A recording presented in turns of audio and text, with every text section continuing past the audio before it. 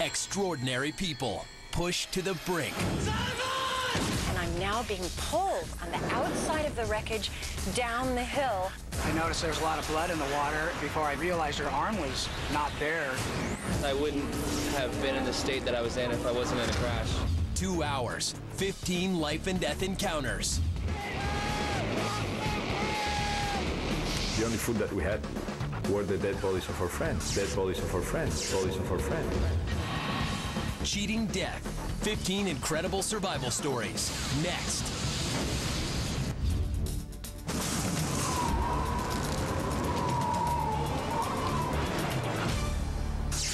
Exhilarating. Amazing. Breathtaking. All these words describe the buzz of skydiving. But when Shayna Richardson's chute didn't open, we called it Incredible Survival Story number 15. And he starts telling me about it and told me how only crazy people jump out of airplanes. And I'm like, well, call me crazy because I think that looks awesome.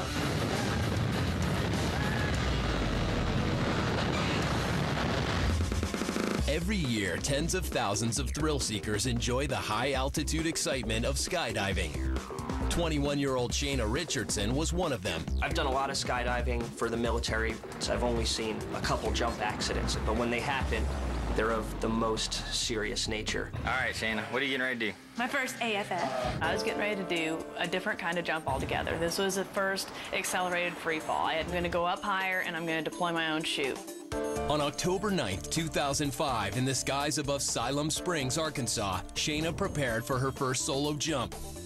I had the butterflies in my belly like you always do when you're in the airplane, but it was nothing different. Shayna's instructor and boyfriend, Rick West, was also jumping that day. At 11,000 feet, Shayna leapt from the small plane. After a brief free fall, something went horribly wrong. I lost control of the canopy.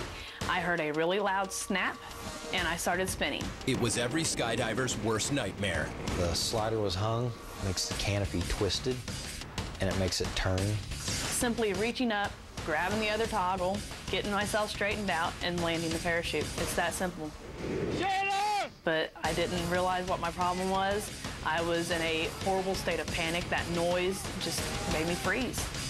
Ben Sherwood is the author of The Survivors Club, The Secrets and Science That Could Save Your Life. Conquering your fear and maintaining composure and taking action are very, very hard to do, especially when you're hurtling toward the ground. But that's the difference between life and death. West watched helplessly from above as his girlfriend spiraled out of control. I had a sick feeling, you know. What can I do? What can I do? Oh my God, is this happening? A lot of things are going through my mind. Panicking, Shayna continued to plummet toward the ground.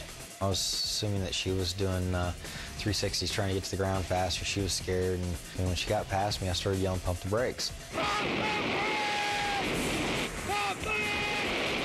What that's supposed to do is it pumps the lines. Hopefully, we'll release the lines just a little bit, give them a little slack. But Shayna didn't pump the brakes. I remember just letting go of the toggles and just saying, okay, God, I guess this is my time to come home. I said, just please don't make it hurt. Then Shayna blacked out. She has no memory of hitting the ground. At the moment of impact, Shayna was traveling at a speed of 50 miles per hour. I did a full frontal face-first impact into a blacktop parking lot. My face hit first, and then it was pretty much the rest of my body all at once. I thought for sure she was dead or gonna be dead real soon, and I wanted to land there and get there and at least say something to her before she died. Miraculously, Shayna survived the fall. She was airlifted to a nearby hospital. Just so unlikely that she would not have a catastrophic neck or brain injury. A girl that held her head when I first got there, she had came out and sat with me and said, you know, it's gonna be okay. And I said, man, it's not gonna be okay. She's dying here. I broke almost every bone in my face, knocked out better than half my teeth. I broke my pelvis, broke my leg. Just lucky I didn't break a whole lot more, actually. The fact that Richardson survived the fall was astonishing, but there was a second miracle waiting to be revealed. I was laying in the emergency room, and they were stitching up the wound on my lip and the wound up around my eye. And a doctor comes in and tells me I was 2 weeks pregnant. That was my angel in disguise. That's what I needed. It gave me something to fight for. If I hadn't heard that, I was ready to give up. Now, with 2 lives to save, doctors work diligently to reconstruct Shayna. It's almost just like it sounds. Her face was smashed, which means that a lot of the bone fragments are so small that they can't really be put back together. I was in the hospital for 16 days, and during that stay I had 2 facial surgeries. The first one, they put 15 metal plates in my cheeks and around my eye sockets to reconstruct that. The whole form of your face essentially goes away. You know, that has to be rebuilt in a multiple-step manner, and that's why it takes so many operations and things to get her back to what she was before the injury. Shayna had no insurance, so doctors donated their services. She's a lot of fun to be around, has a lot of energy, just a good person, which is kind of why we chose to do this. I just had to smile and say thank you and be very appreciative for what they were doing for me. On June 13th, 2006, 8 months after the devastating accident, Shayna gave birth to a happy, healthy baby boy she and Rick named Tanner. All the drugs and medications that had to have been used, going through the procedures as well as recovering, they could have affected that child. But if you've watched that child at all, that's a 100% normal boy. The month after giving birth to her son, Shayna was back skydiving, just to prove she could do it one last time.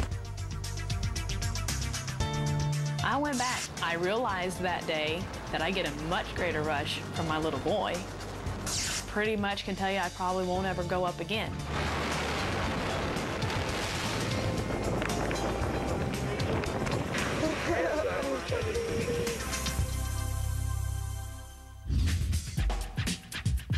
The science of falling from great heights is fascinating. There's some reason to believe that if you were falling from a great height, relaxing can actually help. Landing on your feet or hitting feet first and cushioning it with your legs like shock absorbers, it's believed that that can help too.